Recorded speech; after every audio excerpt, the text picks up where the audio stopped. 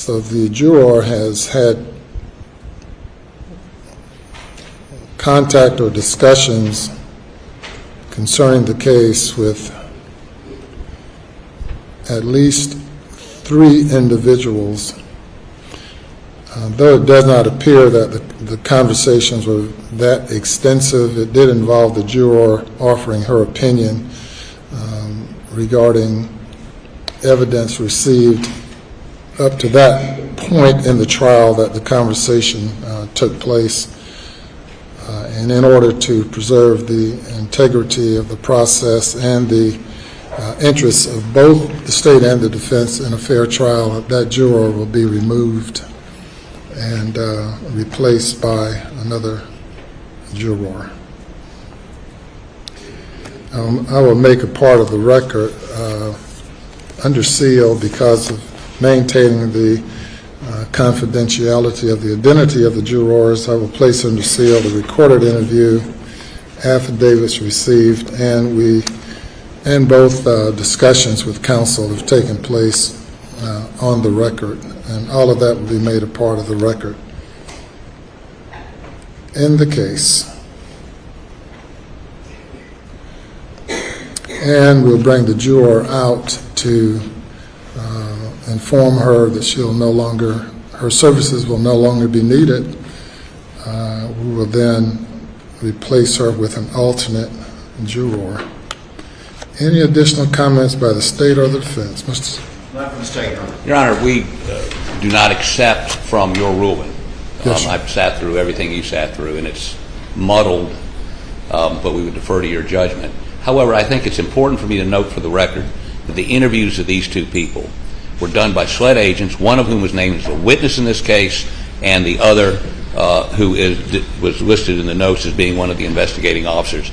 Just to note that, again, SLED has made another bad judgment in this case.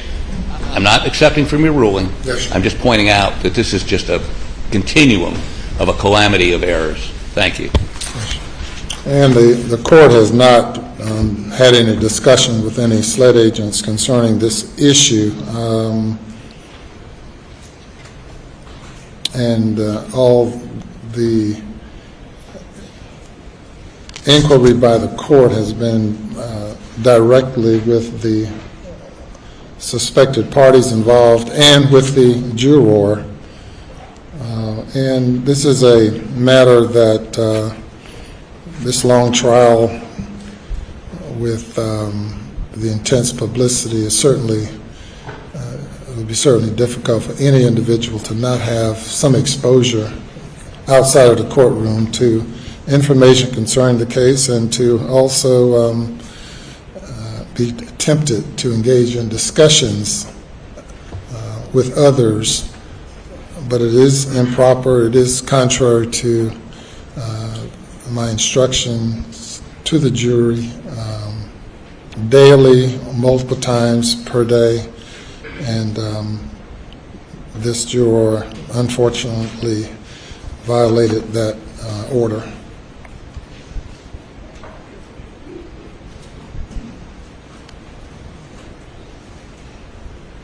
So if you will bring out juror number 785. Yes. And sir? He's gone.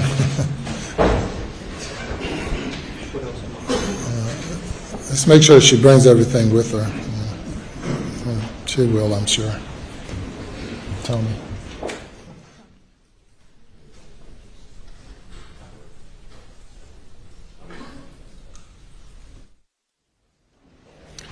Good morning. Yes, ma'am. Up here, in your normal spot's fine. If you just remain standing for me. Good morning. You doing okay today? All right. I have, as you know, we've had some discussions with you over the past couple of days concerning indications of conversations with few folks not on the jury concerning the case. and expressing some opinion about the case. I have reviewed everything, including statements given by individuals and recorded interviews, and concluded that despite my order to not discuss the case with anyone, that intentionally or unintentionally you've had some discussions with some folks not on the jury, and which is going to require me to remove you from the jury. You have been by all accounts, great juror, and smiled consistently and have seemingly been attentive to the case and performed well, and I'm sure that with all the time you've invested in it, you probably hate not to continue, or maybe you're ready to go, I don't know. But I certainly want to thank you for your service. I'm not suggesting that you intentionally did anything wrong, but that in order to preserve the integrity of the process and in fairness to all the parties involved, we're going to replace you with one of the other jurors. Have you brought everything that you have outside of, you left some stuff in there? What do you have in there? A dozen eggs. Say it again? A dozen eggs. A dozen eggs. Yeah,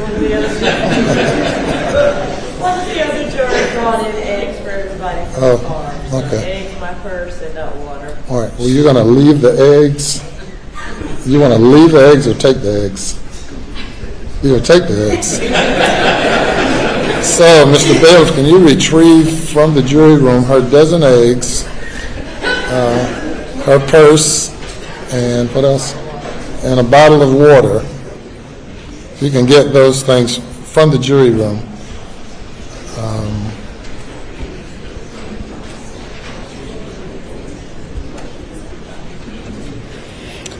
As you know, the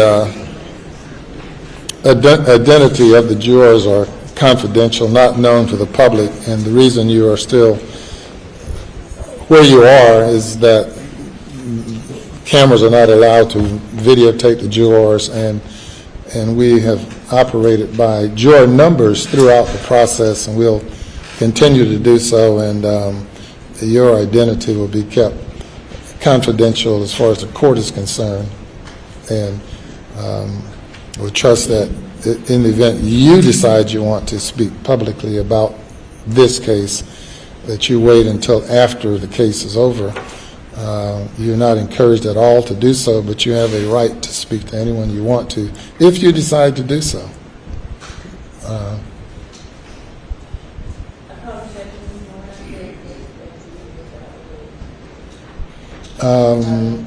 No, I have not spoken with her today, but no, this is not related to, I know we also had